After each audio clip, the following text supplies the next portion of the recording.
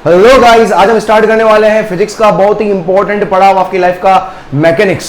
और मैकेनिक्स के अंदर भी जो सबसे पहला खूबसूरत टॉपिक जो है वो क्या है, काइनेमेटिक्स है। और काइनेमेटिक्स के अंदर भी मोशन इन वन डायमेंशन को आज हम स्टार्ट करने वाले हैं। तो मैकेनिक्स का बहुत ही इंपॉर्टेंट चैप्टर है, बहुत ही बेसिक चैप्टर है। अगर ये चैप्टर पकड़ लिया तो इससे आने वाले जो चैप्टर्स होंगे वो इजीली पकड़ लोगे। तो इस चैप्टर को स्टार्ट करने से पहले आप वेक्टर वाला पोर्शन जरूर देख लें। आप अगर आपको वेक्टर्स अच्छे से नहीं आता है तो इस चैप्टर के अंदर आपको 100% प्रॉब्लम आने वाली है। हालांकि इतनी नहीं आएगी, बट स्टिल अगर आप वेक्टर कर लेंगे थोड़ा सा फील कंफर्टेबल होगा, आपको फील गुड होगा। और साथ में मैकेनिकल जो मैथमेटिकल टूल्स वाला जो पोर्शन करवाया वो भी आप कर लीजिएगा। आई बटन के अंदर प्लेलिस्ट के अंदर में दोनों ही प्लेलिस्ट वेक्टर्स और मैथमेटिकल टूल्स के अंदर जो कैलकुलस वाला पार्ट है दोनों ही मैं ऐड कर दूंगा, तो वो जरूर कर लें आप। उसके बाद इस चैप्टर के अंदर आए तो थोड़ा सा आपको मजा आएगा। राइट दोस्तों, जल्दी से स्टार्ट करते हैं। हेडिंग डालें आप motion in one dimension. Chapter का नाम डालें आप मोशन इन, नया चैप्टर बिल्कुल, motion in one dimension, motion in one dimension, motion in one dimension.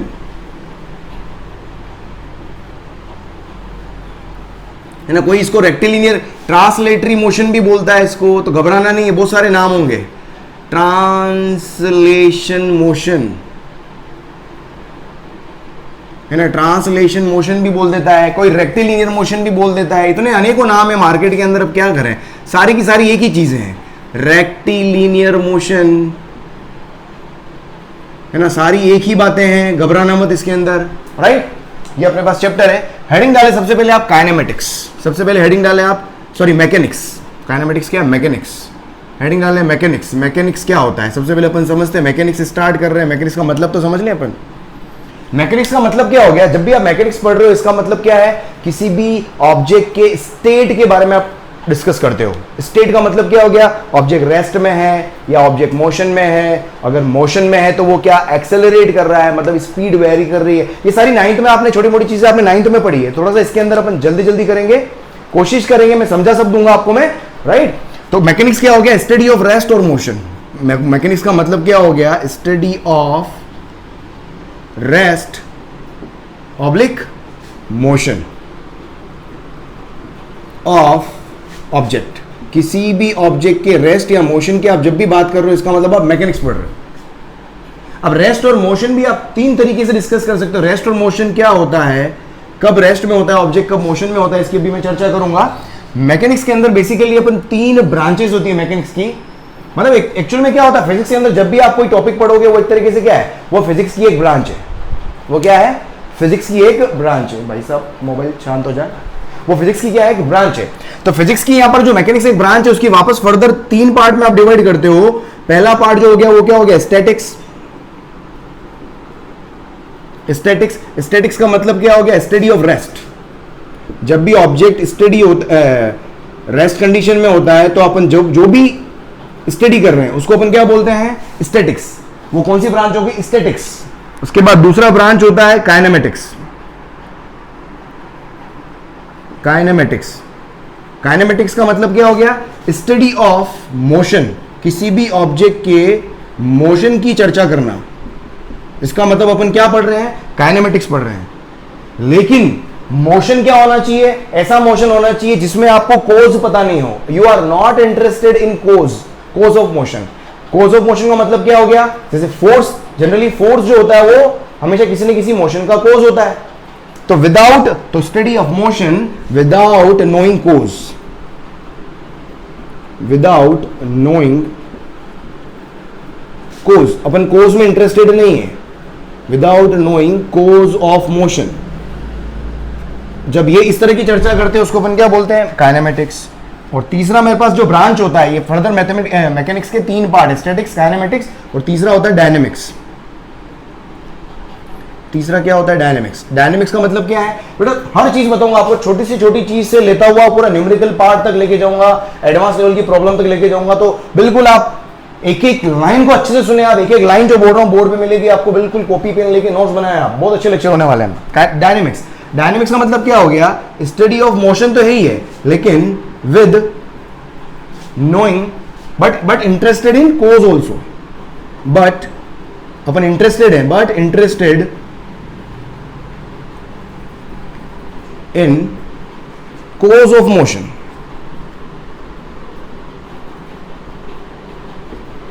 आप क्या हो, कोज ऑफ मोशन में भी इंटरेस्टेड है, तो उस समय जो स्टडी करते हैं वो अपन डायनेमिक्स में पढ़ेंगे। जैसे आपने जब फोर्स की बात होने लग जाएगी उस समय क्या आ जाएगा आपके पास, डायनेमिक्स आ जाएगा। उससे पहले पहले क्या है, काइनेमेटिक्स। मतलब काइनेमेटिक्स में क्या पढ़ेंगे अपन, डिस्टेंस पढ़ेंगे, डिस्प्लेसमेंट पढ़ेंगे, उसके बाद स्पीड होती है, वेलोसिटी होती है, एक्सेलरेशन होता है, मोशंस की इक्वेशन, ये सब नाइन्थ में पढ़ा हुआ आपने, सारी चीजें यहाँ पर वन बाय वन डिस्कस करेंगे, है ना। जल्दी से लिख लो इसको, आप आगे बढ़ते हैं फिर अपन, लिख लो इसको आप, ठीक है।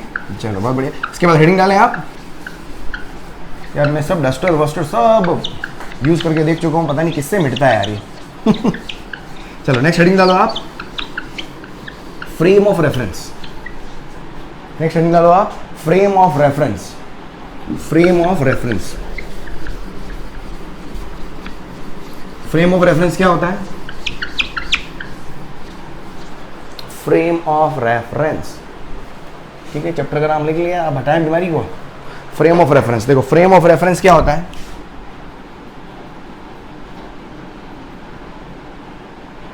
फ्रेम ऑफ रेफरेंस बहुत इंपॉर्टेंट चीज है, हालांकि इसके बारे में आपको पता है, लेकिन कहीं ना कहीं टर्मिनोलॉजीज, कई बार क्वेश्चन के अंदर टर्मिनोलॉजीज आ जाती है तो वहां पर न्यूमेरिकल में आप कंफ्यूज हो जाते हैं। FOR, frame of reference. देखो फ्रेम ऑफ रेफरेंस का मतलब क्या है? जनरली आप जब भी ऑब्जेक्ट को ऑब्जर्व करते हो कि वो रेस्ट में है या मोशन में है, तो कोई ऑब्जर्वर चाहिए। तो कोई ऑब्जर्वर, जैसे मेरे पास ये ऑब्जेक्ट है, ये रेस्ट में है या मोशन में है, तो इसको ऑब्जर्व करने वाला होना चाहिए। भाई मैं इसको ऑब्जर्व कर रहा हूं, ठीक है, I am observer, I am an observer.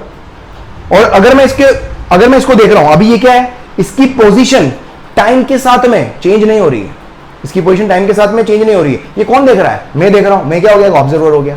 और साथ में क्या, टाइम के साथ में देख रहे हो आप, ठीक है। और अगर पोजीशन को देखना है तो एक कोऑर्डिनेट सिस्टम होना चाहिए। एक कोऑर्डिनेट सिस्टम क्या होता है? जिसके अंदर एक रेफरेंस पॉइंट होता है, रेफरेंस पॉइंट को आप ओरिजिन बोलते हो, ठीक है। तो जब भी आपके पास क्या आ जाए, ऑब्जर्वर आ जाए, ऑब्जर्वर एक तरह का क्या हो गया, रेफरेंस पॉइंट ही हो गया। और साथ में क्या हो जाए, टाइम जुड़ जाए, राइट, साथ में क्या हो जाए, टाइम जुड़ जाए, तो ये जो सिस्टम बनेगा वो क्या बनाता है, मेरा frame of reference. Frame of reference क्या हो गया, कोऑर्डिनेट सिस्टम हो गया, having an observer having a clock with itself, है ना। ऑब्जर्वर प्लस क्लॉक, तो पूरा सिस्टम जो बनेगा वो क्या होगा, एक फ्रेम ऑफ रेफरेंस बताएगा, है ना। अभी समझ में आएगा। देखो क्या फ्रेम ऑफ रेफरेंस क्या हो गया, फ्रेम ऑफ रेफरेंस का मतलब क्या हो गया, it's a system having it's a system having an observer, एक ऑब्जर्वर होना चाहिए, ऑब्जर्वर हैविंग, ऑब्जर्वर को आप रेफरेंस पॉइंट भी बोल सकते हो, है ना। ऑब्जर्वर को आप रेफरेंस पॉइंट भी बोल सकते हो, इसलिए फ्रेम ऑफ रेफरेंस बोल रहे हैं आप। Having an observer having clock with him, ठीक है। तो मैं अगर फ्रेम ऑफ रेफरेंस को बनाऊं तो क्या हो गया, सपोज मेरे पास ये, मैंने क्या बोला, कोऑर्डिनेट सिस्टम की बात करी, एक ऑब्जर्वर की बात करी, तो मेरे पास क्या कोऑर्डिनेट सिस्टम हो गया, ये X axis, Y axis, Z axis, और यहां पर क्या हो गया, एक रेफरेंस पॉइंट हो गया जिसको ओ बोल दिया मैंने। और इस रेफरेंस पॉइंट पे सपोज मेरे पास क्या है, ये ऑब्जर्वर है, और ऑब्जर्वर के पास में क्या है, एक घड़ी है, 10:10 हो रहे हैं जिसमें। तो ये पूरा सिस्टम जो हो गया, इस पूरे सिस्टम को क्या बोलोगे आप, FOR। ये क्या होगा, फ्रेम ऑफ रेफरेंस। अब इस फ्रेम ऑफ रेफरेंस के रेस्पेक्ट में आप क्या करते हो, किसी ऑब्जेक्ट के रेस्ट और मोशन को डिफाइन करते हो, किसी ऑब्जेक्ट के रेस्ट और मोशन को डिफाइन करते हो। तो यहां पर मैं क्या, अपन क्या लिख सकते हैं कि rest and motion, rest oblique motion जो हमेशा डिफाइंड होते हैं, आर डिफाइंड या described, are described by frame of reference. अगर फ्रेम ऑफ रेफरेंस होगा तभी अपन रेस्ट और मोशन के बारे में बात कर पाएंगे। समझ में आ रहा है? जैसे फॉर एग्जांपल अगर मैं रेस्ट को डिफाइन करना चाहूं, किसी ऑब्जेक्ट के रेस्ट स्टेट की अगर अपन बात करें, तो रेस्ट को कैसे डिफाइन करोगे आप? कोई भी ऑब्जेक्ट रेस्ट में है या मोशन में है तो क्या करोगे, जो भी फ्रेम ऑफ रेफरेंस है उसके रेस्पेक्ट में मैं क्या करूंगा, एक ऑब्जेक्ट को देखूंगा। सपोज मेरे पास ये ऑब्जेक्ट, एक कार है, बहुत अच्छी कार है, सपोज ये कार है, ये पोजीशन नंबर 1 पर है, ठीक है। इसके पोजीशन कोऑर्डिनेट क्या हो रहा है, मैं यहां से ऑब्जर्वर इस कार को देख रहा है, ठीक है। इसके पोजीशन कोऑर्डिनेट जो है वो टाइम के साथ में क्या हो रहा है, चेंज नहीं हो रहा है, इसके पोजीशन कोऑर्डिनेट टाइम के साथ में चेंज नहीं हो रहे। देखो ये जो ऑब्जर्वर है कहीं भी हो सकता है, ये एक ट्रेन के अंदर हो सकता है, ये खंबा, ऑब्जर्वर मतलब एक खंबा हो सकता है, एक रेफरेंस पॉइंट कुछ भी हो सकता है, खंबा हो सकता है, टॉयलेट हो सकता है, छत हो सकती है, छतरी हो सकती है, मतलब जंगल हो सकता है, टॉयलेट हो सकता है, कुछ भी हो सकता है जहां से आप किसी ऑब्जेक्ट को ऑब्जर्व कर पाए। तो ये कार जो है, जो ऑब्जेक्ट है वो रेस्ट पे कब होगा, जब इसकी पोजीशन, ऑब्जर्वर अगर इसकी पोजीशन को देखे और पोजीशन के जो कोऑर्डिनेट है अगर टाइम के साथ में, मैंने यहाँ पर टाइम क्यों जोड़ा, क्योंकि टाइम के साथ में ही किसी की पोजीशन को ऑब्जर्व करोगे, तो किसी के पोजीशन, किसी ऑब्जेक्ट के पोजीशन कोऑर्डिनेट अगर टाइम के साथ में चेंज नहीं होते हो तो वो ऑब्जेक्ट क्या होगा, हमेशा रेस्ट पर होगा, है ना। क्या बोल रहा हूं कि एन ऑब्जेक्ट इज क्या होगा, an object is at rest, किस कंडीशन में होगा, an object is at rest when position coordinate किसके, of object remains same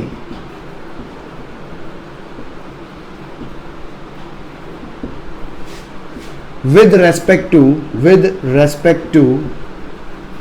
frame of reference, है ना, with respect to frame of reference, तो उसको अपन क्या बोलेंगे, ऑब्जेक्ट क्या होगा, रेस्ट पर होगा, राइट। अगर मैं क्या बोलूं, मोशन की बात करूं, अगर आपको मोशन देखना है तो मोशन देखने का सिंपल फंडा क्या हो गया कि अगर पोजीशन कोऑर्डिनेट क्या हो टाइम के साथ में अगर चेंज कर जाए तो उसी को क्या बोल दूंगा मैं, ऑब्जेक्ट क्या होगा, रेस्ट पर होगा, ऑब्जेक्ट क्या होगा, मोशन में आ जाएगा, ऑब्जेक्ट क्या हो जाएगा, मोशन में आ जाएगा। अभी बहुत इंपॉर्टेंट चीज बताने वाला हूं कि रेस्ट और मोशन जो होते हैं वो रिलेटिव टर्म्स होते हैं, है ना, वो रिलेटिव टर्म्स होते हैं। रिलेटिव टर्म्स का मतलब क्या होता है, अभी मैं समझाता हूं। मोशन, तो मोशन क्या हो गया कि इफ पोजीशन कोऑर्डिनेट क्या होंगे, वेरी विद टाइम या with respect to frame of reference, है ना। पोजीशन कोऑर्डिनेट क्या हो जाए, वेरी हो जाए with respect to frame of reference. For example अगर ये कार क्या हो जाए, मूविंग कंडीशन में हो जाए, ये कार क्या है, मूविंग कंडीशन में आ जाए, इसका मतलब क्या होगा, अगर मैं बोलूं t इक्वल्स टू 0, एक इनिशियली मैंने देखा कार यहां थी, फिर यहां चलेगी, फिर यहां चलेगी, मतलब इसका कोऑर्डिनेट चेंज हो रहा है, किसके रिस्पेक्ट में, इस फ्रेम ऑफ रेफरेंस के रिस्पेक्ट में। तो if position coordinate vary with respect to frame of reference, है ना, ये बोला मैंने, तो क्या होगा, तो ऑब्जेक्ट जो होगा इज इन मोशन, ऑब्जेक्ट जो होगा वो क्या होगा, मोशन में होगा, समझ में। देखो अब एक और एग्जांपल लेता हूं मैं, यहां पर एक स्टार बना के एक चीज ध्यान रखना, आप नोट बना लेवल यहां कि रेस्ट और मोशन दोनों को रिलेटिव टर्म्स कहा गया है। क्या बोल रहा हूं मैं, एक बार लिख लेते हैं अपन, क्या, rest and motion are relative terms.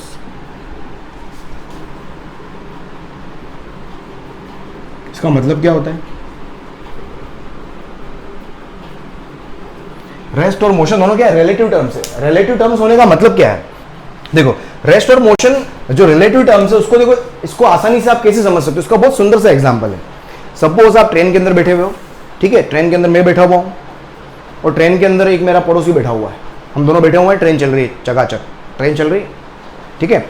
अब बाहर एक प्लेटफॉर्म पे एक आदमी है, बाहर एक प्लेटफॉर्म पे एक बंदा है, वो ट्रेन के अंदर मेरे जो सामने बैठा हुआ उसको देखता है, वो ट्रेन के अंदर मेरे सामने जो बंदा बैठा हुआ है उसको देखता है, तो उसको क्या लगता है कि मेरे सामने जो बंदा बैठा हुआ है उसके position coordinates with respect to that person standing on platform वो क्या हो रहा है, वेरी हो रहा है। और जब भी पोजीशन कोऑर्डिनेट अगर वेरी होते हुए दिखाई देते हैं, इसका मतलब क्या होगा, वो जो पर्सन होगा वो क्या होगा, मोशन में होगा, but with respect to that frame of reference, that observer, वो ऑब्जर्वर जो होगा वो एक तरह का फ्रेम ऑफ रेफरेंस क्रिएट कर रहा है ना। वो ऑब्जर्वर हो गया, उसके पास में घड़ी है, वो ऑब्जर्वर देख रहा है, ऑब्जर्वर जहां पर भी है वो फ्रेम ऑफ रेफरेंस, ठीक है। तो उस प्लेटफॉर्म पे खड़े ऑब्जर्वर के रेस्पेक्ट में मेरे सामने वाला जो बंदा बैठा हुआ है वो क्या हो गया, मोशन में हो गया।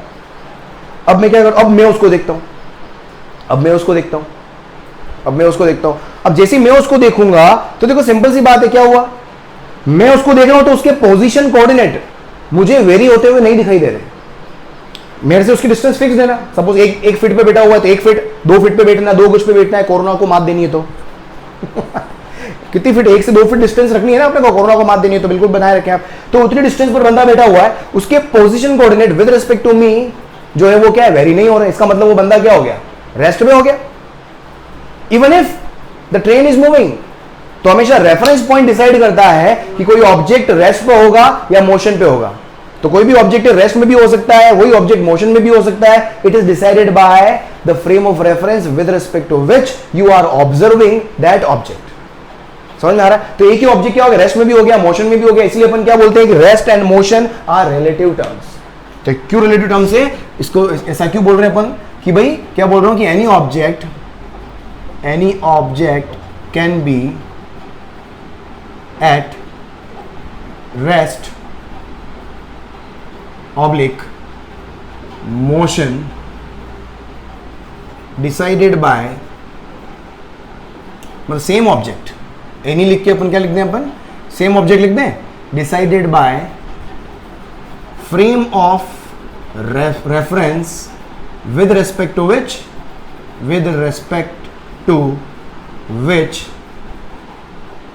the object is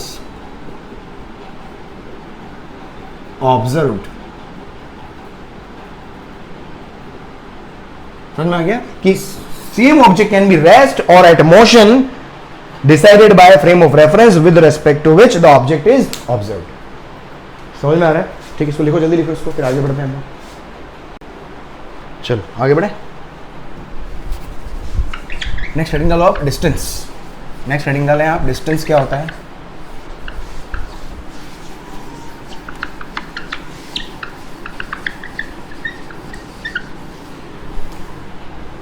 डिस्टेंस और डिस्प्लेसमेंट की बात करते हैं अपन। What is distance and displacement. Distance क्या होता है और डिस्प्लेसमेंट क्या होता है। अरे मिट जा रे पंछी लुटेरे मिट जा रे।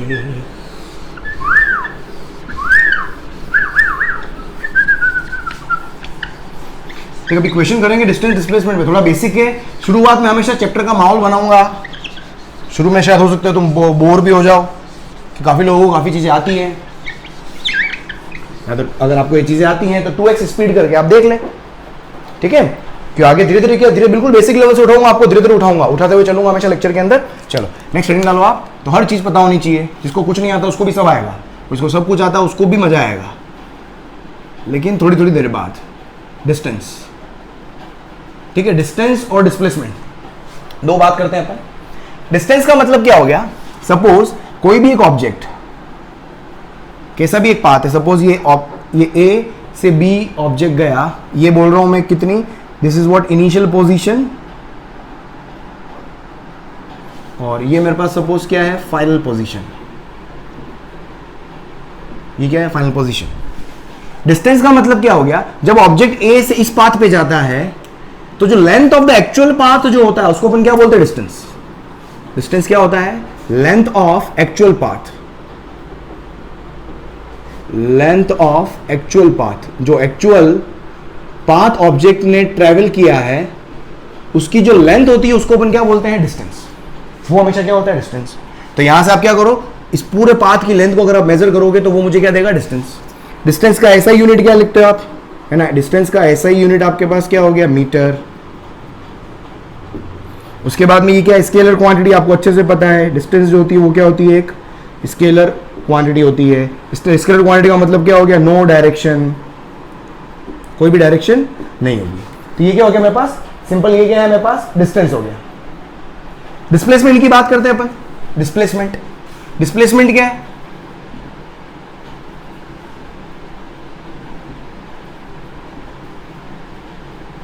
डिस्प्लेसमेंट का मतलब क्या हो गया,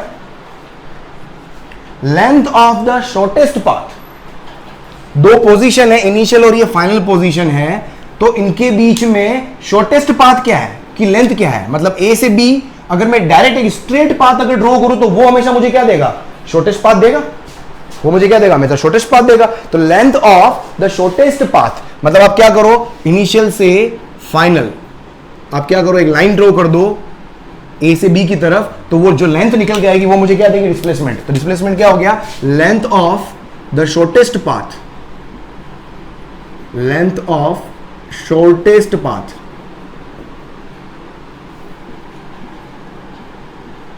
वो हमेशा क्या होगा, डिस्प्लेसमेंट होगा। सपोज, और अगर मैं देखता हूं, चलो यहां पर ये हो गया। अब मैं यहां पर मैं आपको बोलता हूं कि फॉर एग्जांपल सपोज ये ऑब्जेक्ट ये ऐसे ऐसे करके सेम ऐसे करके यहाँ पर गया ये, ठीक है, यहाँ से शुरू हुआ और ये यहाँ गया, ये ऐसे से जा रहा है। सपोज ये ए पॉइंट है, मैं अलग अलग पॉइंट्स मार्क करता हूँ, समझना। ये बी पॉइंट हो गया, सपोज ये सी पॉइंट हो गया, सपोज ये डी पॉइंट हो गया। मैं आपको बोलता हूँ, आपको डिस्प्लेसमेंट पता करना है ए से बी जाने में, ए से सी जाने में, ए से डी जाने में। तो डिस्प्लेसमेंट जो होगा वो क्या होगा, length of the shortest path. मैंने पूरा पाथ ड्रॉ किया, इट डजंट मीन कि इनिशियल पोजीशन ये होगी और फाइनल पोजीशन ये होगी, नेवर। आप फाइनल पोजीशन किसको डिफाइन कर रहे हो? मैं फाइनल पोजीशन अगर बी को बोल रहा हूं तो डिस्प्लेसमेंट जो होगा वो कैसे मेजर करोगे? सीधा इस ए पॉइंट से बी पॉइंट की तरफ मैंने क्या कर दिया, लाइन ड्रॉ कर दिया, तो ये मेरे पास क्या हो गया, डिस्प्लेसमेंट हो गया। और डायरेक्शन कैसे बना रहा हूं, देखो मैं डायरेक्शन जो होगी हमेशा क्या होगी, इनिशियल पोजीशन से, अभी सब लिखवा रहा हूं मैं, इनिशियल से फाइनल पोजीशन की तरफ क्या होगी, डिस्प्लेसमेंट की डायरेक्शन होगी। और डिस्प्लेसमेंट क्या होता है, एक वेक्टर क्वांटिटी होती है। क्यों वेक्टर क्वांटिटी होती है? क्योंकि डिस्प्लेसमेंट की बात क्या कर रहे हैं, length of the shortest path.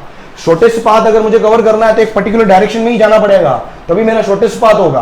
तो एक डायरेक्शन में ही जाओगे तभी, मतलब ऑब्जेक्ट भले इधर से इस पाथ पे गया, देखो मैं अगर ये लाइन ड्रॉ कर रहा हूं इसका मतलब ये नहीं है कि ऑब्जेक्ट जो है वो सीधा चला गया, इट डजंट मीन कि ऑब्जेक्ट सीधा चला गया।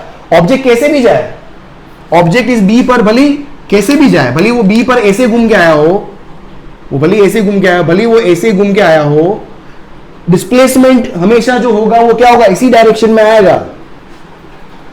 समझ गया? पाथ किस पाथ से गया उस पर कभी भी डिस्प्लेसमेंट डिपेंड नहीं करता है, never depends upon the path followed. ये ए से बी, अगर मैं बोलता हूं ए से सी बताओ तो क्या करोगे, ए से सी की तरफ क्या करोगे, एक लाइन ड्रॉ कर दोगे, ये मेरे पास क्या होगा, डिस्प्लेसमेंट हो गया। अभी क्वेश्चन कराऊंगा देखो बहुत सारे में, अभी समझ में आएगा। अगर मैं बोलता हूं डी पर तो ये क्या हो गया मेरे पास, ये डी का डिस्प्लेसमेंट हो गया, ए से डी तक जाने में डिस्प्लेसमेंट हो गया, पाथ कुछ भी हो, समझ में आ रहा है? तो डिस्प्लेसमेंट का length of the shortest path, इसके बारे में अगर अपन लिखें तो ये क्या होती है, इसकी जो यूनिट होगी, यूनिट तो मीटर होगी, ऐसा यूनिट की बात करूंगा हमेशा मैं। और ये क्या है, वेक्टर क्वांटिटी है। इसके डायरेक्शन की बात करें हमेशा, डायरेक्शन कैसे निकालना है हमेशा, डायरेक्शन क्या होगा, इनिशियल पोजीशन से फाइनल पोजीशन तक क्या करो, एक स्ट्रेट लाइन ड्रॉ करो, उसी डायरेक्शन में मेरा क्या होगा, डिस्प्लेसमेंट का डायरेक्शन होगा, है ना, along line joining from initial point to final point. Final point मतलब समझ में आ रहा है, कहां तक पूछा है उसमें, ये क्या होगा मेरे पास, डायरेक्शन होगा हमेशा।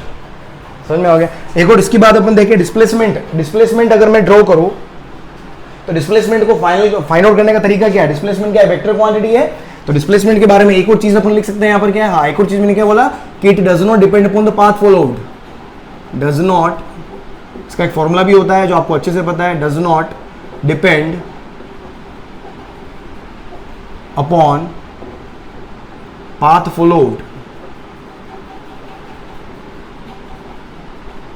हर पाथ के लिए डिस्प्लेसमेंट, किसी भी पाथ के लिए लो, सपोज ये मेरे पास पाथ 1 है, ये पाथ 2 है, ये पाथ 3 है, तीनों ही पाथ के लिए डिस्प्लेसमेंट सेम आएगा। लेकिन डिस्टेंस की अगर आप बात करोगे तो डिस्टेंस जो होगा वो क्या होगा, सबसे ज्यादा इसके लिए आएगा डिस्टेंस, फिर उसके लिए आएगा, फिर इसके लिए आएगा। तो डिस्टेंस में भी variable, but displacement will always remain same because it depends upon the path followed. So does not displacement जो होगा वो सेम होगा हर टाइम, क्योंकि ये पाथ फॉलो पे डिपेंड नहीं करता है, लेकिन डिस्टेंस डिपेंड करती है। तो यहां से इसके लिए लिख सकते हो आप। तो देखो यहां पर इसी में अगर मैं देखूं तो डिस्टेंस किसके लिए, पाथ 1 के लिए अगर आप देखोगे, पाथ 2 के लिए, सॉरी पाथ 3 के लिए देखोगे सबसे ज्यादा आएगी। फिर डिस्टेंस किसके लिए, पाथ नंबर 2 के लिए देखोगे उससे कम आएगी, और सीधा पाथ 1 देखोगे आप डिस्टेंस तो सबसे कम आएगी, मतलब पाथ पे डिपेंड कर रही है। लेकिन अगर यहां पर अगर आप देखोगे डिस्प्लेसमेंट, है ना, यहां पर अगर आप डिस्प्लेसमेंट देखोगे, displacement for path 1 equals to displacement of path 2 equals to displacement of path 3।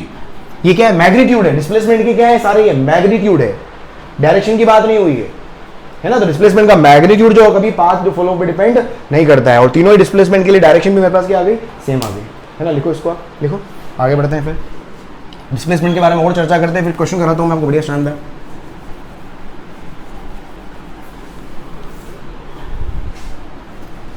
Displacement के बारे में और पॉइंट क्या लिख सकते हो आप, देखो कभी भी आपको डिस्प्लेसमेंट फाइंड आउट करना हो, मैथमेटिकल एक्सप्रेशन अगर निकालना हो डिस्प्लेसमेंट के लिए, पॉइंट बना बना के लिखो हमेशा। देखो डिस्प्लेसमेंट जो होता है, डिस्प्लेसमेंट जो होता है वो कैसे निकालोगे हमेशा, इनिशियल फाइनल पोजीशन है ना, फाइनल पोजीशन में से इनिशियल पोजीशन को अगर आप सब्ट्रैक्ट करोगे तो मेरे पास क्या आएगा, हमेशा डिस्प्लेसमेंट आएगा। अगर वेक्टर फॉर्म में लिखना है तो डिस्प्लेसमेंट वेक्टर है ना, displacement vector equals to final position है ना, final position vector minus initial position vector. कैसे लिखा मैंने, है ना, ये वेक्टर के अंदर मैंने आपको बताया था, सपोज ये मेरे पास इनिशियल पोजीशन है, ये सपोज मेरे पास फाइनल पोजीशन है, या एक काम करें, सपोज मेरे पास क्या है, ऑब्जेक्ट ऐसे मूव कर रहा है, ठीक है, ऐसे मूव कर रहा है, इस पाथ पे जा रहा है। मैं बोल रहा हूं कि भाई एक इनिशियल पोजीशन मैंने ये ले ली, इसको मैंने बोल दिया इनिशियल पोजीशन, और इसको बोल दिया मैंने फाइनल पोजीशन। जरूरी नहीं हो पाथ का and point he final position हो, कुछ भी हो सकती है, वो डिपेंड करेगा कहां तक बोला है। जैसे क्वेश्चन करेंगे फील आएगा आपको, देख। तो ये इसको मैं यहां से मैंने वेक्टर ड्रॉ किया, पोजीशन वेक्टर कैसे ड्रॉ किया जाता है, ओरिजिन से एक पोजीशन की तरफ एक एरो मार्क करोगे, वो मुझे क्या बताएगा, पोजीशन वेक्टर। तो इनिशियल पोजीशन वेक्टर को मैं बोल रहा हूं R1 vector, initial position vector को क्या बोल रहा हूं मैं, R1 वेक्टर, और फाइनल पोजीशन वेक्टर को मैंने क्या बोल दिया, R2 वेक्टर। तो यहां से डिस्प्लेसमेंट वेक्टर कैसे बना सकते हो, अगर मुझे डिस्प्लेसमेंट वेक्टर ड्रॉ करना हो, डिस्प्लेसमेंट वेक्टर कहां से कहां बनेगा, हमेशा always drawn from initial point to final position. समझ में आ रहा है, डिस्प्लेसमेंट वेक्टर क्या है, लिख लो यहां पर कि डिस्प्लेसमेंट वेक्टर, मैंने बताया ना डायरेक्शन, मतलब एक एक चीज लिखवा रहा हूं, direction along line joining from initial point to final point. तो इनिशियल वेक्टर ऑलवेज कहां से ड्रॉ होता है, always drawn from initial position to final position. ये मैंने वेक्टर के अंदर भी बताया आपको। तो इनिशियल पोजीशन ये होगी, फाइनल ये होगी, तो इधर से इधर ड्रॉ करोगे तो ये मेरे पास क्या आ गया, इसको मैंने लिख दिया डेल्टा आर, ठीक है। तो यहां से देखो आप क्या डिस्प्लेसमेंट वेक्टर अगर आप लिखना चाहो तो यहां से डिस्प्लेसमेंट वेक्टर क्या आ जाएगा, है ना, तो डेल्टा आर। तो डेल्टा आर डिस्प्लेसमेंट वेक्टर जो होगा वो क्या होगा, final position vector minus initial position vector. Final position vector क्या R2 है ना, तो इस तरीके से आप क्या कर सकते हो, वेक्टर फॉर्म में आप निकाल सकते हो, जैसे, ठीक है। एक चीज समझ में आ गई। इसके अलावा देखिए आप, डिस्प्लेसमेंट जो होता है वो क्या हो सकता है, पॉजिटिव भी हो सकता है, नेगेटिव भी हो सकता है, जीरो भी हो सकता है। कैसे, डिस्प्लेसमेंट क्या बोल रहा हूं मैं, पॉजिटिव भी हो सकता है, नेगेटिव भी हो सकता है, और क्या हो सकता है, जीरो भी हो सकता है। वो डिपेंड करेगा पाथ फॉलोड पे।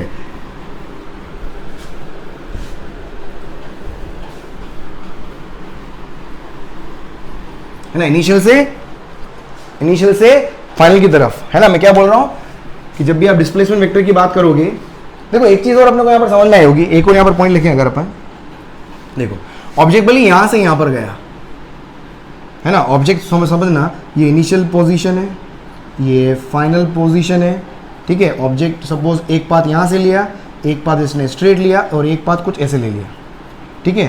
ये 3 पाथ है, तीनों पाथ के लिए डिस्प्लेसमेंट जो होगा, डिस्प्लेसमेंट तो सेम रहेगा, लेकिन जो डिस्टेंस होगी वो क्या होगी, डिफरेंट होगी। लेकिन आपने एक चीज यहां पर नोटिस की होगी, डिस्टेंस की जो वैल्यू है वो हमेशा डिस्प्लेसमेंट के मैग्नीट्यूड से कभी भी कम नहीं आएगी, है ना। डिस्टेंस यहां पर देखो, सबसे ज्यादा डिस्टेंस यहां पर है, फिर उसके बाद यहां पर है, सबसे कम डिस्टेंस यहां पर है।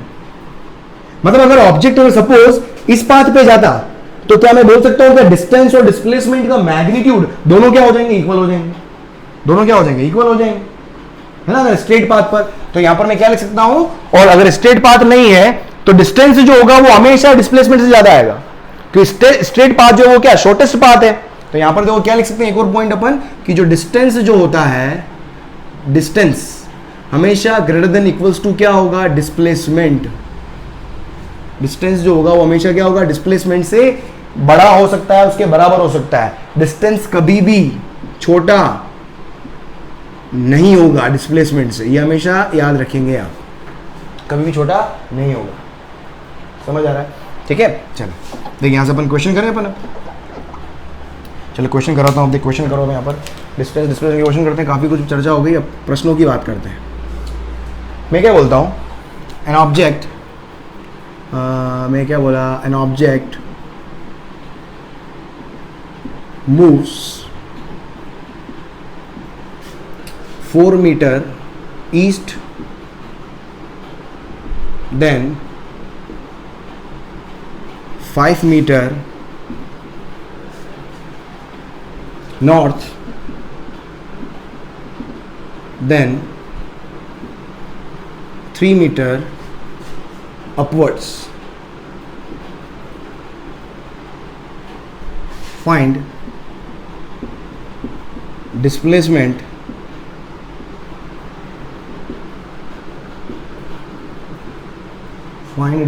of object. है ना, पोज करके ट्राई करो. क्या बोला मैंने? ईस्ट में गया, वेस्ट में गया, ईस्ट में गया, नॉर्थ में गया और अपवर्ड गया. देखो इस तरह क्वेश्चन को हमेशा ध्यान रखना. एक कई बार कंफ्यूजन होता है, स्टूडेंट जो है वो अपवर्ड डाउनवर्ड डायरेक्शन को भी नॉर्थ और साउथ की तरह ले लेते हैं. ध्यान समझे इसको आप. नॉर्थ हमेशा सामने लेना है, आपकी नाक के सामने नॉर्थ होता है हमेशा. पीछे क्या होता है? साउथ. ईस्ट का होता है, ईस्ट इधर आ जाएगा और वेस्ट इधर आ जाएगा. अपवर्ड डाउनवर्ड मतलब ये अपवर्ड, ये डाउनवर्ड. समझ में आ रहा है? इस तरीके से. तो अगर क्वेश्चन वाइज अगर आपको देखना हो, सिंपल करने का तरीका क्या है? ये मेरे पास क्या हो गया? ईस्ट. इधर क्या आ जाएगा मेरे पास? नॉर्थ. नॉर्थ के अपोजिट साउथ है, समझ में आता है. ईस्ट के अपोजिट वेस्ट है. अब अपवर्ड डाउनवर्ड क्या हो गया? इसके जस्ट परपेंडिकुलर. ये मेरे पास क्या हो गया? अपवर्ड्स. और अपवर्ड्स के अपोजिट क्या हो गया? डाउनवर्ड्स. ठीक है, तो बस डायरेक्शन ले लो आप. ये तो ईस्ट वाला डायरेक्शन क्या आएगा? आई कैप. नॉर्थ वाला डायरेक्शन क्या हो जाएगा? जे कैप. और अपवर्ड्स डायरेक्शन क्या आ जाएगा मेरे पास? के कैप. समझ में आया? तो यहां से अगर मैं इसका डिस्प्लेसमेंट वेक्टर लिखना चाहूं, ठीक है, डिस्प्लेसमेंट वेक्टर अगर मैं लिखना चाहूं, या इसको थोड़ा फील करूंगा, देखो क्या होगा. 4 मीटर ईस्ट में गया, ये देखो 4 मीटर ईस्ट में गया. उसके बाद में कहां जा रहा है? 5 मीटर नॉर्थ. 4 मीटर ईस्ट, फिर 5 मीटर नॉर्थ और फिर 3 मीटर अपवर्ड. ये से ये अपवर्ड. तो यहां से एक स्ट्रेट लाइन ड्रॉ करोगे तो वो मुझे क्या देगा? डिस्प्लेसमेंट वेक्टर देगा. तो मुझे क्या देगा? Displacement vector. इस तरह क्वेश्चन को करने का तरीका क्या है? हमेशा वेक्टर से करो आप. वेक्टर से करो. तो देखो डिस्प्लेसमेंट वेक्टर क्या होता है? Initial position, final position. Initial position क्या है? ईस्ट से स्टार्ट किया तो 0,0,0. ये मेरे पास क्या हो गया? इनिशियल पोजीशन हो गया. और फाइनल पोजीशन आपकी कहां आ रही है? यहां पर आ रही है. This is what final position. मतलब अपवर्ड वाला पॉइंट जो होगा वो फाइनल पोजीशन पे होगा. तो देखो यहां से अब इसको अगर मैं समझाने की कोशिश करूं तो देखो फाइनल पोजीशन वेक्टर को मैं क्या बोल रहा हूं? R2 vector. ठीक है, और इनिशियल पोजीशन वेक्टर क्या? R1 vector. तो R1 वेक्टर तो मेरे पास क्या हो जाएगा? 0 और नल वेक्टर हो जाएगा. और R2 वेक्टर क्या लिखोगे आप? कितना गया? 4 मीटर ईस्ट में गया, मतलब 4i कैप. उसके बाद 5 मीटर नॉर्थ में गया प्लस 5 मीटर नॉर्थ में गया. जिस डायरेक्शन में गया वो वाला कैप लगा लो आप. है ना, पोजीशन. आपको पोजीशन वेक्टर लिखना आना चाहिए. एक्स डायरेक्शन में 4 जा रहा है, वाई डायरेक्शन में 5 जा रहा है और जेड डायरेक्शन में कितना जा रहा है? अगर 3 जा रहा है तो आई जे के एक्स वाई जेड कोऑर्डिनेट आ गए तो वहां से कोऑर्डिनेट लिख लो, आपका काम हो जाएगा. और प्लस अपवर्ड्स कितना गया? 3 मीटर गया. तो क्या आ गया मेरे पास? ये 3k cap. Finally position vector लिखना है मुझे. तो पोजीशन वेक्टर क्या होगा? Delta R vector equals to final position vector minus initial. Displacement vector लिखना है तो फाइनल माइनस इनिशियल. तो फाइनल माइनस इनिशियल क्या आ गया मेरे पास? 4i cap plus 5j cap plus 3k cap. ये आ गया डिस्प्लेसमेंट वेक्टर. मुझे इस वेक्टर का मैग्नीट्यूड लिखना है तो डेल्टा आर. इसका मैग्नीट्यूड लिखने का तरीका क्या हो गया? है ना, आई जे के की टर्म्स में. वेक्टर वाला वीडियो देख लेना आप जाके, तो जाके इसमें फील आएगा. मैग्नीट्यूड कैसे लिखते हो? आई जे के की टर्म्स में. तो मैग्नीट्यूड कैसे लिखोगे? आई के मल्टीप्लाई में जो है उसका स्क्वायर, जे के मल्टीप्लाई में जो है उसका स्क्वायर और के मल्टीप्लाई में जो है उसका स्क्वायर. इसको फाइनली आप जोड़ लो, कितना आ जाएगा? 16 और 25. 25 कितना हो गया? 16 और 9, 4 चौक 16 और 3 तिया 9, 16 और 9 25, 25 और 25 50. तो √50 ये मीटर मेरे पास क्या आ गया? इसका डिस्प्लेसमेंट वेक्टर का मैग्नीट्यूड आ गया. सिंपल. समझ में आया? चलो लिखो इसको जल्दी, फिर और क्वेश्चन करते हैं अपन. लिखो इसको और क्वेश्चन कराता हूँ. बढ़िया क्वेश्चन करते हैं. देखो मस्त.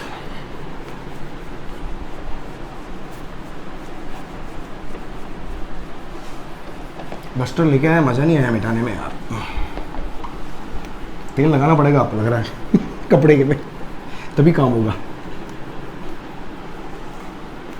देख और देख क्वेश्चन क्या हो सकता है, इसको भी मिटा दो क्या, लिख लिया हो तो मिटा दो इसको भी।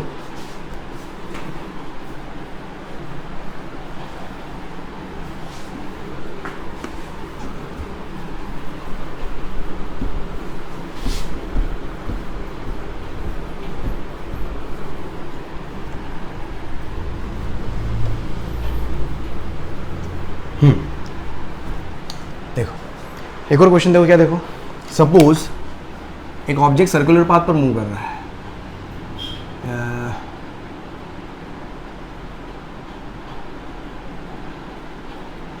ठीक है, सर्कुलर पाथ का रेडियस मुझे पता है r, A B C D E, ठीक है, एंटी क्लॉकवाइज मूव कर रहा है। आपको फाइंड आउट करना है, फाइंड डिस्टेंस एंड डिस्प्लेसमेंट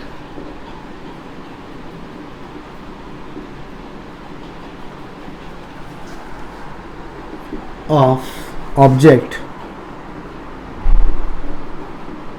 किसके लिए, for A to B, A to C, A to D and A to A, A to D, A to E भी कर ही लो यार, ए टू ई और ए टू ए से ए पे वापस आ गया। उसके लिए पोज करके ट्राई करो, क्वेश्चन को पोज करके ट्राई करो, है ना, डिस्टेंस और डिस्प्लेसमेंट दोनों निकालना है। चलो देखो सबसे पहले मैं बात कर रहा हूं ए से बी लास्ट में लूंगा, थोड़ा सा इसमें कॉन्सेप्ट अलग लगेगा। अपन सबसे पहले बात कर लेते हैं, देखो ए से सी, ए से बी लास्ट में आऊंगा, पहले ए टू सी ले लेता हूं मैं, है ना, ये डिस्टेंस और ये मेरे पास सबसे पहले डिस्टेंस की बात कर लें अपन, ए टू सी। देखो ए से सी जब जाएगा, डिस्टेंस मतलब length of the actual path, तो ए से सी जब जाओगे मतलब क्या हो गया, पूरे सरकमफ्रेंस का 1/4, डिस्टेंस कितना हो जाएगा, सरकमफ्रेंस का 1/4, 1/4 मल्टीप्लाइड बाय 2 पाई आर, कितना हो गया मेरे पास, पाई आर बाय 2, ये क्या हो गया, डिस्टेंस आ गया मेरे पास ए टू सी। उसके बाद ए टू डी, है ना, ए टू डी अगर आप देखोगे, ए से डी मतलब length of the actual path, length of the actual path मतलब क्या हो गया, इसका लेंथ मतलब क्या हो, सरकमफ्रेंस का हाफ, है ना, 2 पाई आर का हाफ, 2 पाई आर का हाफ, कितना हो गया मेरे पास ये, पाई आर। उसके बाद क्या है मेरे पास, A to E, A to E, A to E के लिए क्या हो गया, 3/4 पार्ट आ रहा है 2 पाई आर का, समझ में आ रहा है, 3/4 पार्ट ऑफ 2 पाई आर, तो 2 2 जा 4, कितना हो जाएगा ये, 3/2 पाई आर, ये डिस्टेंस निकालना आ रहा है। उसके बाद ए टू ए, चलो ए टू ए में देखें, ए टू ए में क्या, पूरा एक कंप्लीट सर्कुलर पाथ है, कंप्लीट सर्कुलर पाथ में डिस्टेंस कितना हो जाता है, 2 पाई आर हो जाता है। ये सारे डिस्टेंसेस आपको कहो क्लियर है। ए टू बी भी देख लें अपन, चलो ए टू बी लास्ट देखते हैं, चलो एक बार डिस्प्लेसमेंट, इसके बाद देखो डिस्प्लेसमेंट देखो, ए टू बी एक साथ दोनों देख लेंगे। डिस्प्लेसमेंट देखो ए टू सी, सबसे पहले अपन देखते हैं ए टू सी। देखो ए टू सी के लिए डिस्प्लेसमेंट, डिस्प्लेसमेंट का मतलब क्या है, हमेशा इनिशियल से फाइनल की तरफ एक स्ट्रेट लाइन ड्रॉ कर दो, that will give you the idea of displacement. तो क्या करोगे, ये आपका इनिशियल पोजीशन है और ए से सी की बात करी है, तो भले सर्कुलर पाथ कर रहा है, लेकिन अगर वो ए से सी की बात कर रहा है तो सी विल बिकम फाइनल पोजीशन। तो क्या कर लो आप, यहां से मैंने एक लाइन ड्रॉ कर ली, ये मेरे पास क्या हो जाएगा, डिस्प्लेसमेंट हो जाएगा। ये मेरे पास आर है, ये मेरे पास आर है, तो ये हाइपोटेनियस हो गया, तो हाइपोटेनियस, तो कितना, हाइपोटेनियस की वैल्यू कितनी हो जाएगी, तो डिस्प्लेसमेंट का मैग्नीट्यूड कितना हो जाएगा, √r²। और वैसे भी आपको पता है, अगर दो साइड मेरे पास सेम हो तो √2r टाइम, सीधा लिखना सीखें आप, ये है ना, √2r सीधा लिखना सीखें आप, ये क्या हो गया, √2r। और डायरेक्शन क्या होगी, डायरेक्शन क्या होगी, अलोंग AC, है ना, इसकी डायरेक्शन क्या होगी, ये तो हो गया मैग्नीट्यूड, और डायरेक्शन जो होगी वो क्या होगी, अलोंग AC, ये हो जाएगा। उसके बाद देखो कहाँ, A to D जाना है, A to D, A to D में क्या होगा, A to D मैंने क्या बोला, इनिशियल से अब फाइनल कौन सा होगा, ये हो जाएगा। तो इनिशियल से फाइनल की तरफ क्या करो, एक स्ट्रेट लाइन ड्रॉ कर लो, है ना, उस स्ट्रेट लाइन का लेंथ ही मुझे क्या देगा, डिस्प्लेसमेंट देगा। तो A से लेके D तक का लेंथ क्या, डायमीटर के बराबर है, तो कितना हो जाएगा, 2r।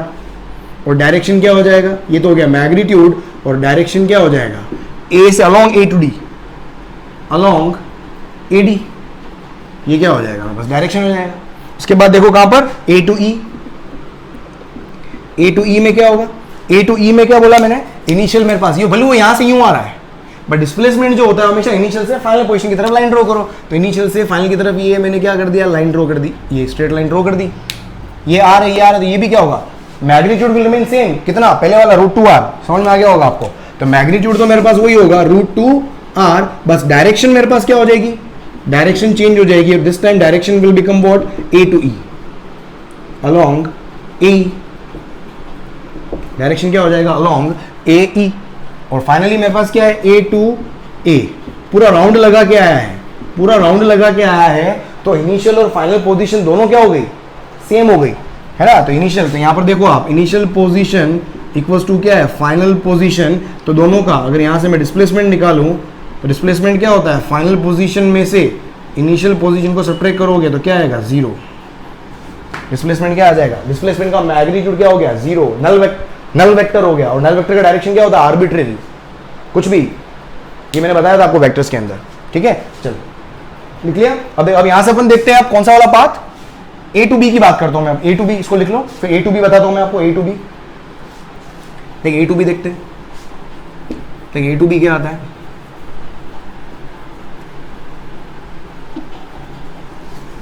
ए टू बी में डिस्टेंस डिस्प्लेसमेंट दोनों दिखाता हूं मैं आपको, देख मस्त, ये यहां पर क्वेश्चन बनता है आपके पास। अभी आपको डिस्टेंस और डिस्प्लेसमेंट का काफी हद तक आपको कॉन्सेप्ट समझ में आ गया होगा। देखो अब मुझे देखना है क्या, ए टू बी, अब देख ए टू बी की बात करते हैं अपन, ए टू बी में पहले मैं डिस्टेंस की बात कर लेता हूं।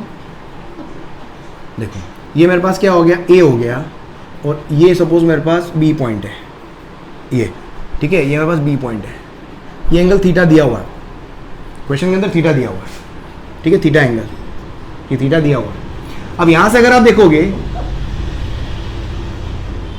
Length of the actual path, length of the actual path जो होता है वो मुझे क्या देता है, डिस्टेंस देता है, तो इस पाथ की लेंथ ही मुझे क्या देगी, डिस्टेंस देगी।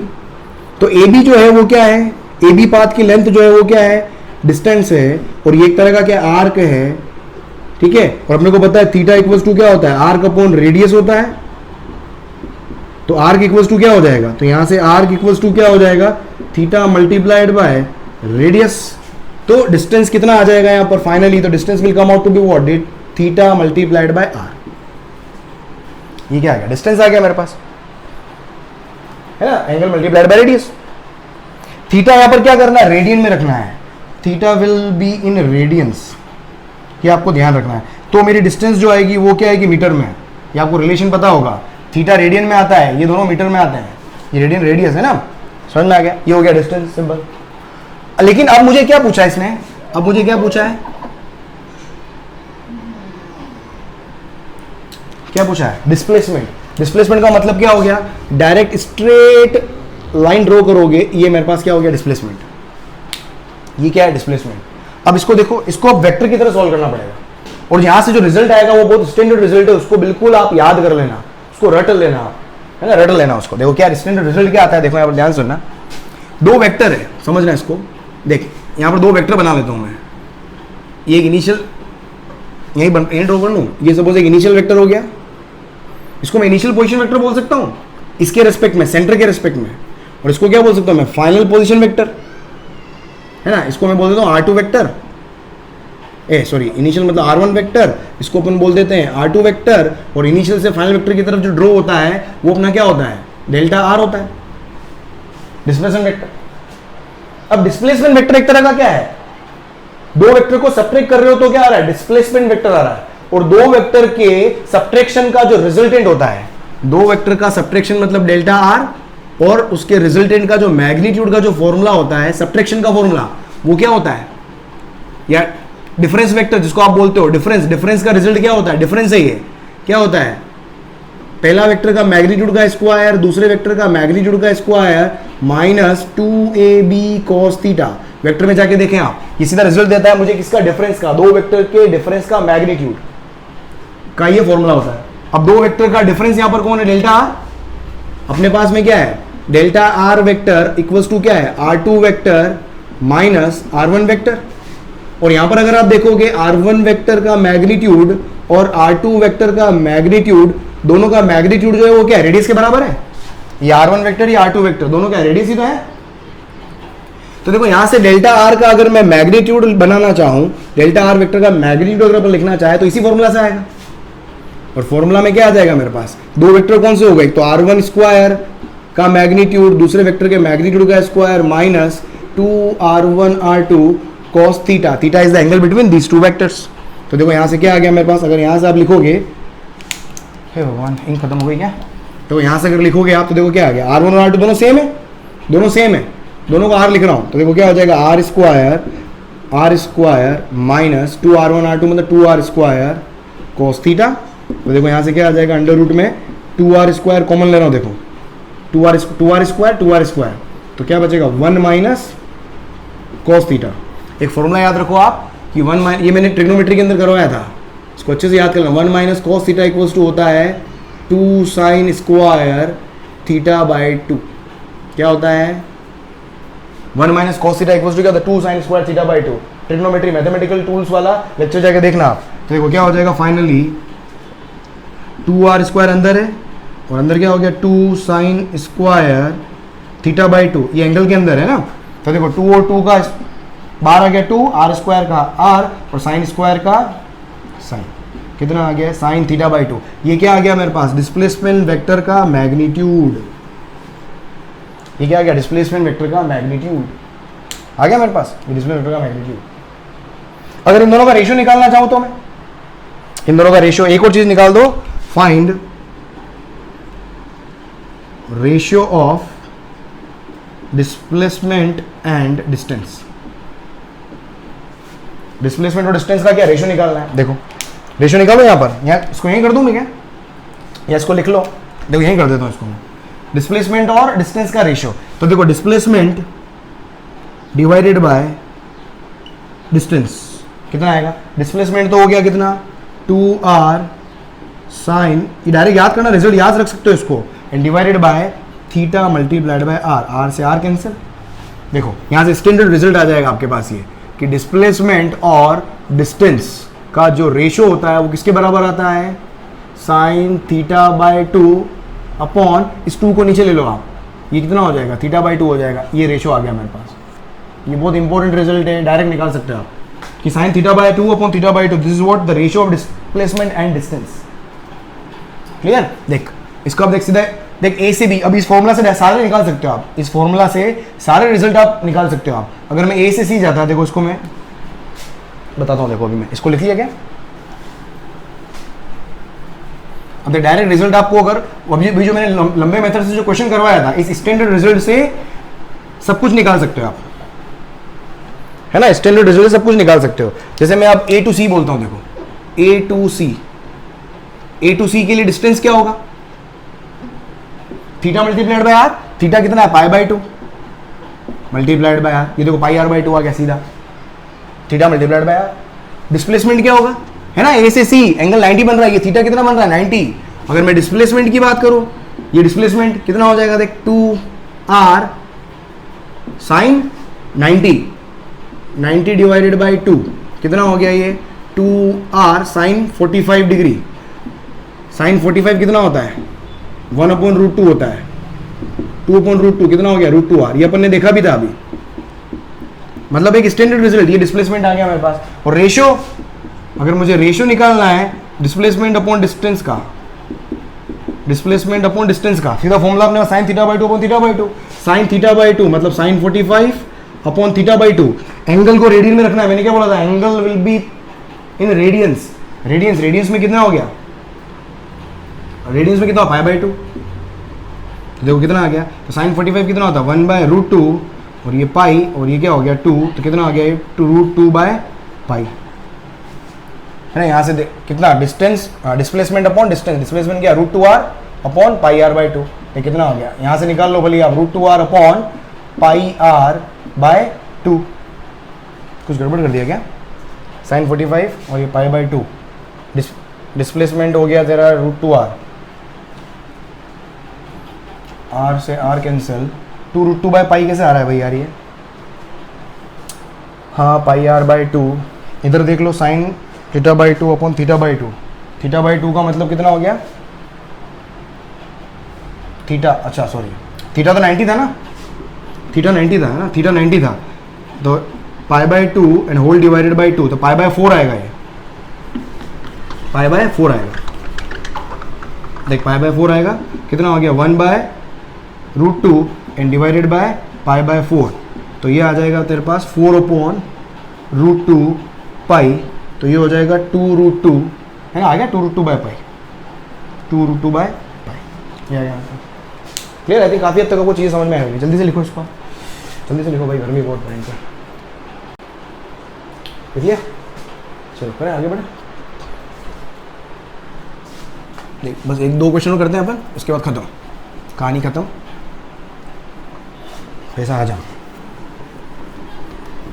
ओ भाई गॉड मिट जा रे पंची लूटी, हाँ गर्मी।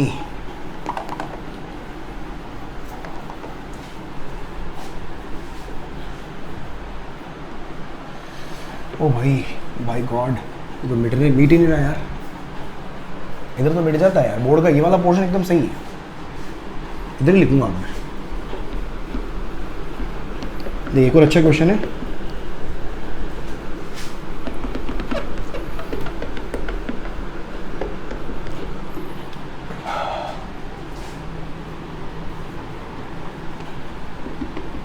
मिट जा, हो बैंड बज गई भाई।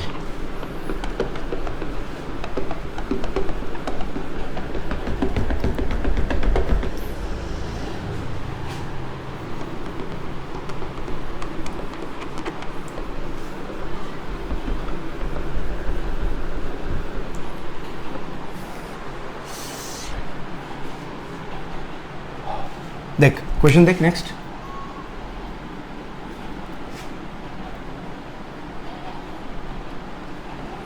ये बहुत स्टैंडर्ड सवाल है, कई बार कोचिंग के अंदर भी कहीं नहीं, बहुत जगह आपको देखने को मिलेगा। सपोज ये पार्टिकल ए पार्टिकल है कोई, और कि सर्कुलर पाथ के ऊपर एक क्या बोलते रिंग है, रिंग है, रिंग रोल्स, ये रिंग रोल करी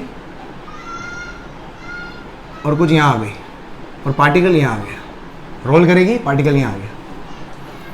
आपको फाइंड करना है, find displacement vector of A particle या पार्टिकल ए, जो भी लिखना है। अरे यार करो, पोज करके ट्राई करो, देखो ट्राई करो, तो ध्यान समझना, ये रोल अगर ऐसे कर रहा है, समझना है, अगर ये रोल, इसको ऐसे समझ लो आप, ये पार्टिकल ए है, ठीक है, अगर ये रोल करेगा, ठीक है, ये ऐसे ऐसे होगा ना, ये रोल करता हुआ आगे बढ़, रोलिंग का मतलब क्या हो गया, घूम भी रहा है और चल भी रहा है, तो ये ऐसे बढ़ के यूं आ गया, ये ऐसे बढ़ के यूं आ गया, यूं आ गया। इसका मतलब मेरे पास डिस्प्लेसमेंट वेक्टर जो होगा वो क्या होगा, ये होगी मेरी इनिशियल पोजीशन, ये क्या होगी मेरी फाइनल पोजीशन। डिस्प्लेसमेंट वेक्टर कैसे बनाओगे, इनिशियल से फाइनल की तरफ क्या करो, स्ट्रेट लाइन ड्रॉ कर दो, तो इसकी जो लेंथ होगी वही मुझे क्या देगा, डिस्प्लेसमेंट वेक्टर का मैग्नीट्यूड देगा, बस। अब देखो अगर मुझे इसकी लेंथ चाहिए तो मुझे एक तो ये चाहिए, ये तो मुझे पता चल गया 2r रेड डायमीटर है, और ये लेंथ, अब बस ये लेंथ पता चल जाए तो काम हो जाएगा आपका। अब ये लेंथ कितनी है सोच के देखो, जब ये पूरा, जब ये ए पॉइंट यहां से यहां आया, इसका मतलब इसके सर्कुलर वाले जो सरकमफ्रेंस ने है वो कितना पाथ कवर किया, लीनियर है ना, ये सपोज ये ऐसे था, ये ऐसे होके यूं आ गया, तो इसके इसने एक समझने की कोशिश करना, एक सर्कल है पूरा, एक रोटेशन पूरा कंप्लीट करता है, एक पूरा रोटेशन पूरा कंप्लीट करता है, तो उसकी रिंग ने, उसके रिंग के ऊपर मौजूद किसी पॉइंट ने कितना लीनियर डिस्टेंस कवर किया, उसकी सरकमफ्रेंस के बराबर, कितना, उसकी सरकमफ्रेंस के बराबर। लेकिन यहां पर क्या कर रहा है, हाफ रोटेशन कर रहा है, तो हाफ रोटेशन में कितना लेंथ कवर करेगा, 2 पाई आर का आधा कितना, पाई आर, कितना पाई आर, बस खत्म, क्वेश्चन ही खत्म हो गया। तो बस यहां से लिख लो आप, तो मुझे क्या, ए बी वेक्टर मतलब डिस्प्लेसमेंट वेक्टर का मैग्नीट्यूड बराबर कितना हो जाएगा, अंडर रूट 2r का स्क्वायर, है ना, 2r का स्क्वायर प्लस पाई r का स्क्वायर, पाई r का होल स्क्वायर। ठीक है, यहाँ से कुछ कॉमन आ रहा तो ले लो आप, तो r कॉमन आ गया तो अंदर क्या बचा 4 प्लस पाई स्क्वायर, है ना, r स्क्वायर कॉमन आ गया तो 2 2 जा 4 पाई स्क्वायर। तो ये मेरे पास क्या हो गया, मैग्नीट्यूड। डायरेक्शन के लिए आप क्या निकाल सकते हो, कई बार आपको करना होगा डायरेक्शन में, कई बार आप, जैसे मैंने वेक्टर के अंदर सिखाया था, किसी भी वेक्टर का डायरेक्शन निकालना है, it means in indirect way you are calculating tan theta. tan direction के नाम पे आपके साथ धोखा होता है, और धोखाधड़ी क्या होती है, tan निकाल लेते हैं। तो आपको भी धोखा करना है तो tan थीटा, थीटा में यहां से ले लेता हूं, ये थीटा क्या देगा मुझे कि x डायरेक्शन से थीटा एंगल पर डिस्प्लेसमेंट वेक्टर है, ये तो बताएगा। तो tan थीटा क्या हो गया, परपेंडिकुलर हो गया 2r अपॉन बेस हो गया पाई r। तो डायरेक्शन क्या आ गई, तो थीटा इक्वल्स टू डायरेक्शन आ जाएगी मेरे पास tan इनवर्स 2 अपॉन पाई, ये क्या हो गया मेरे पास, डायरेक्शन हो गई। एंगल कहां से आ गया, एंगल फ्रॉम, ये क्या है, angle of displacement vector, displacement vector का एंगल है कहां से, फ्रॉम x डायरेक्शन। भाई इन खत्म हो गई, फ्रॉम x डायरेक्शन, समझ में आ रहा है। लिखो इसको, चलो एक और क्वेश्चन, बस एक लास्ट एक और क्वेश्चन, एक बढ़िया सा क्वेश्चन करवाता हूँ आपको मैं, फिर बस दुकानदारी बंद करेंगे आज की। देख एक बढ़िया क्वेश्चन करते हैं अपन, एक और बढ़िया क्वेश्चन करते हैं। देख क्या है, a particle moves in a semi circular path, एक मैं डायग्राम बना देता हूँ, इसको समझ लो आप। क्या है भाई कि एक पार्टिकल जो है वो क्या कर रहा है, यहाँ से सेमी सर्कुलर पाथ लिया उसने, ठीक है, सेमी सर्कुलर पाथ लिया, इस पाथ का जो रेडियस है वो कितना है r, उसके बाद में वो कितना चला r चला, ये क्या z एक्सिस है, ये x एक्सिस है, ये y एक्सिस है, उसके बाद वो r चला है, ठीक है, r चला, और फाइनली वो ये z एक्सिस के पैरेलल चल रहा है, और फाइनली y एक्सिस के पैरेलल ऊपर की तरफ गया, ठीक है, कितना 2r, तो इसको मैं पॉइंट मार्क कर देता हूं मैं, A B C D और ये फाइनली E। आपको क्या मालूम करना है इसके अंदर, क्वेश्चन में क्या पूछा गया है, आपको मालूम करना है क्या, find the ratio of distance and displacement, distance और डिस्प्लेसमेंट का रेशियो मालूम करना है। करो, ट्राई करो इसको, ट्राई करो।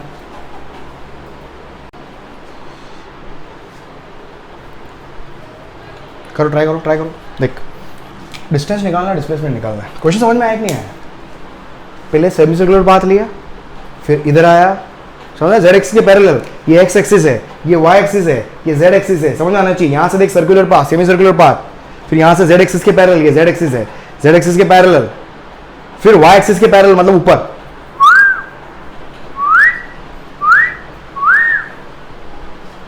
समझना आप। देख डिस्टेंस लिखता हूं मैं, देख डिस्टेंस लिखे सबसे पहले अपन, डिस्टेंस क्या होगा, सबसे पहले ABC पाथ की लेंथ, एक्चुअल पाथ की लेंथ, फिर उसके बाद CD पाथ की लेंथ, फिर D से लेके E पाथ की लेंथ, काम हो जाएगा बस। ABC पाथ की लेंथ, ABC पाथ की लेंथ का मतलब क्या हो गया, 2 पाई r का आधा पाई r, C से लेके D तक कितना चला, r चला, D से लेके E तक कितना चला, 2r चला, कितना आ जाएगा मेरे पास, ये 3r प्लस पाई r, मतलब इसको अगर मैं r कॉमन ले लूं तो ये क्या हो जाएगा 3 प्लस पाई, ये हो गया डिस्टेंस, एक्चुअल पाथ की लेंथ। डिस्प्लेसमेंट देखो, डिस्प्लेसमेंट के लिए मैंने, जब भी आपके पास ये ऊट-पटांग पाथ हो ना, हमेशा क्या करो आप, डिस्प्लेसमेंट वेक्टर निकाल लो, और डिस्प्लेसमेंट वेक्टर का मैग्नीट्यूड ले लो तो सीधा काम हो जाएगा। हमेशा टेढ़ा मेढ़ा चले, इसको सिंपल करने का सिंपलेस्ट वे यही। तो डिस्प्लेसमेंट अपन क्या लिखेंगे, वेक्टर लिखेंगे। ये कैसे लिखोगे आप, final position vector minus initial position vector. अब मैं फाइनल पोजीशन लिखता हूं, देखो ध्यान से समझना, फाइनल पोजीशन वेक्टर को अगर लिखोगे तो i, j और k की टर्म्स में लिखोगे, ठीक है। अब समझना इसमें, देख पार्टिकल यहां से यूं गया था, यहां से यूं गया, फिर z में गया, फिर y में आ गया, मतलब ओरिजिन से इधर कितना गया है, क्या 2r डिस्टेंस पर है, समझ में आ रहा है? ये देखो यहां से यहां क्या, इधर तो 2r ही शिफ्ट हुआ है ना, तो आई कैप के साथ में कितना आ जाएगा 2r, तो x में कितना चला 2r, तो कितना आ जाएगा ये 2r आई कैप। अरे भाई क्लियर, समझना इसको ध्यान से, क्या आ जाएगा 2r आई कैप। फिर y में कितना चला, ये यहां से यूं, पाथ इसका ये है लेकिन पोजीशन तो 2r ही है ना, पाथ कैसा भी हो position never depends upon the path, final position जहां पहुंचा वो आपकी पोजीशन होती है। तो कितना हो गया, तो यहां पर इधर कितना है 2r, फिर इधर गया मतलब z में गया है, z में कितना गया r गया, मतलब k कैप के पास में कितना r पॉजिटिव r, तो ये k कैप लिख लें अपन, तो plus r k cap. Clear, इधर आ गया।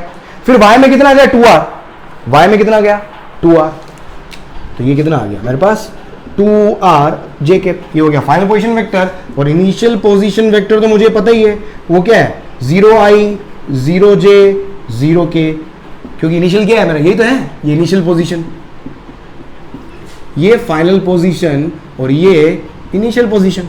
बस अब माइनस कर लो आप, तो देखो डिस्प्लेसमेंट वेक्टर अगर अपन लिखे हैं तो डिस्प्लेसमेंट वेक्टर कितना आ गया, इन दोनों को माइनस करोगे 2r i cap 2r j cap plus r k cap, बस मैग्नीट्यूड निकालो यहां पर। तो डिस्प्लेसमेंट वेक्टर का मैग्नीट्यूड अगर आप लिखोगे तो अंडर रूट 2r का स्क्वायर 4r स्क्वायर, 2r का square 4r square plus r का स्क्वायर r स्क्वायर, कितना आ गया 4 8 और एक 9 9r स्क्वायर, 9r स्क्वायर कितना आ गया मेरे पास 3r। मुझे क्या निकालना है, ratio of distance and displacement, तो क्या हो जाएगा यहां लिख लूं मैं, तो देख फाइनली डिस्टेंस और डिस्प्लेसमेंट का रेशियो क्या हो जाएगा, distance divided by displacement. Distance कितना आया था, डिस्टेंस आया था मेरे पास r multiplied by 3 plus pi, और डिस्प्लेसमेंट कितना आया मेरे पास 3r, तो r से r कैंसिल, तो रेशियो आ जाएगा मेरे पास 3 plus pi divided by 3। Hope आपको समझ में आ गया होगा, है ना। तो डिस्टेंस को डिस्प्लेसमेंट को वेक्टरली कैसे आपको डील करना है, आई थिंक आपको काफी कुछ तक समझ में आया होगा। और अगर आपको वेक्टर के अंदर अगर कोई बाकी दिक्कत आ रही है तो वेक्टर वाला वीडियो पहले पढ़ के फिर इसमें है, तो आपको बहुत शानदार छाती के अंदर घुसेगा चैप्टर। चलो ये आपका क्या होगा, distance and displacement. So right दोस्तों, थैंक यू सो मच। अगर आपको वीडियो बहुत पसंद आया तो please do share, do like and do subscribe my channel. और अगर लोगों तक वाकई अगर आपको लगता है ये बहुत इंपॉर्टेंट लेक्चर है, बहुत काम का लेक्चर है, तो लोगों तक पहुंचाएं यार, जिनको वाकई जरूरत है। राइट, इस अभियान के अंदर फ्री मुफ्त शिक्षा के अभियान में आप मेरा सहयोग करें, आपके जीवन में मैं बिल्कुल सहयोग करता चला जाऊंगा। Thank you so much. मिलते हैं कल वापस same time morning 9 o'clock sharp.